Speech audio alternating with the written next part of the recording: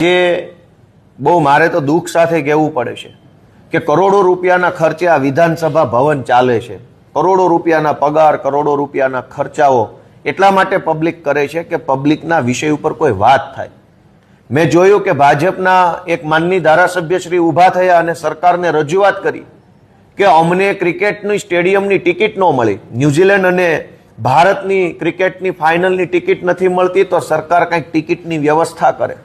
તો સામા પક્ષે સરકારમાંથી મંત્રી, કૃષિ મંત્રી ઊભા થયા અને એમણે આશ્વાસન આપ્યું કે સરકાર આવતી કોઈ પણ ફાઇનલ મેચ હશે તો બધા સભ્યો માટે ટિકિટની વ્યવસ્થા કરશે.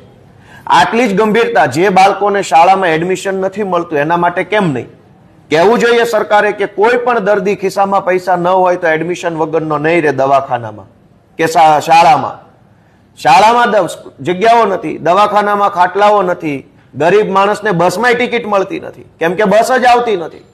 હજારો એવા વિસ્તારો છે કે જ્યાં બસો જ આવતી નથી, કોઈ વાહન આવતા નથી. એ વિષય ઉપર કોઈ ગંભીરતા સરકારની નથી.